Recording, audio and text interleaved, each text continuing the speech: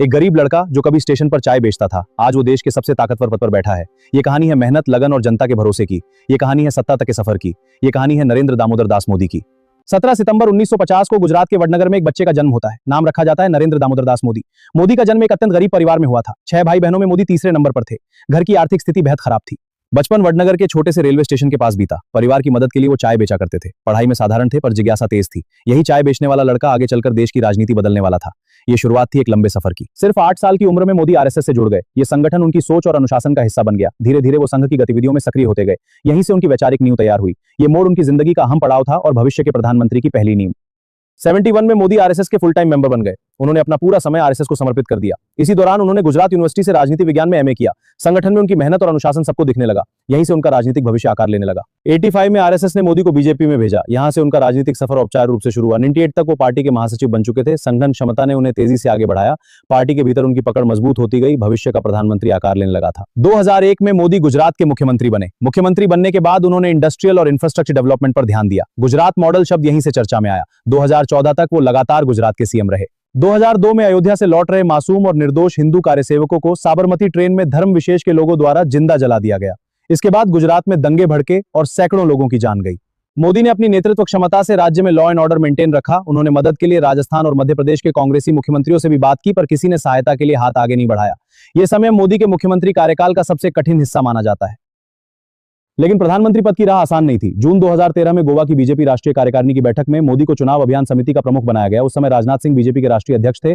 Party के कई नेता इस फैसले के सख्त खिलाफ थे। बीजेपी के वरिष्ठ नेता लालकृष्ण आडवाणी ने नाराजगी में अपने सभी पदों से इस्तीफा तक दे दिया। उनकी खुद की प्रधानमंत्री बनने की चाह थी। बाद में आरएसएस प्रमुख मोहन भागवत के हस्तक्षेप से मामला शांत हुआ। मोदी को अरुण जेटली, राजनाथ सिंह और आरएसएस का सपोर्ट था। सितंबर 2013 में मोदी को बीजेपी का प्रधानमंत्री पद का उम्मीदवार घोषित किया गया। मोदी ने अपने भरोसेमंद अमित शाह को यूपी की लोकसभा सीटों की जिम्मेदारी दी। जो यूपी जीतता है वो दिल्ली की गद्दी पर बैठता है। 14 के लोकसभा चुनाव में बीजेपी ने 282 सीटें जीतकर अकेले बहुमत हासिल किया। अकेले यूपी में 71 सीट जीती। अब की बार मोदी सरकार के नारे ने धूम मचा दी। एक गरीब घर का बेटा आज प्रधानमंत्री बन गया। 30 साल बाद केंद्र में एक पूर्ण बहुमत की सरकार आई। खुद बीजेपी के कई बड़े नेता सोच रहे थे कि पार्टी को बहुमत नहीं मिलेगा। दूसरे दल मोदी छवि के कारण उनके नाम पर कभी सहमत नहीं होंगे और मोदी प्रधानमंत्री नहीं बन पाएंगे। लेकिन जनता ने पहले ही कुछ और तय कर लिया था।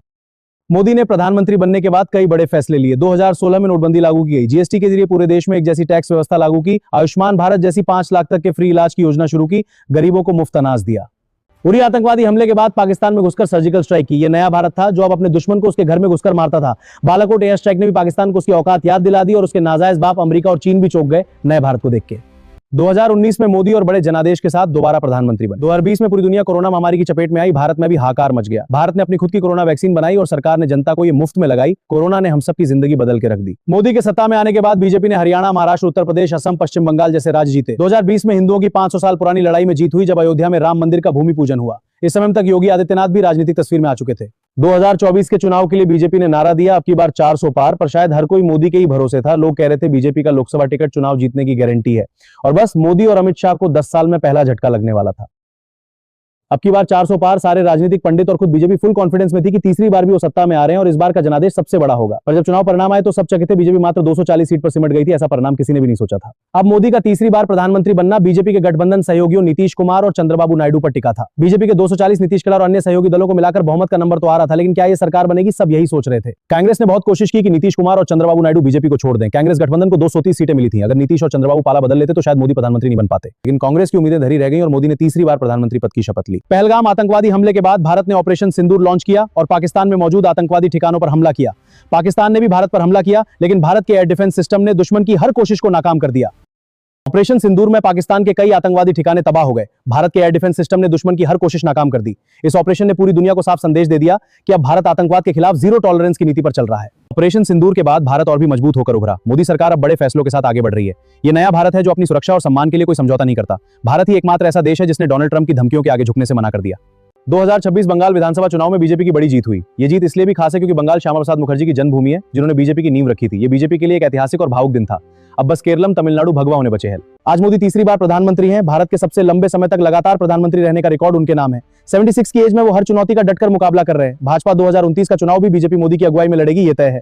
अगर ये वीडियो आपको अच्छी लगी हो तो इसे अपने दोस्तों और परिवारजनों को शेयर करें और हमारे इंस्टा चैनल को फॉलो करें और हमारे यूट्यूब चैनल स्पॉटलाइट डायलॉग्स को भी सब्सक्राइब करें। जय हिंद, वंदे मातरम, भारत माता की जय, जय सनातन राष्ट्र।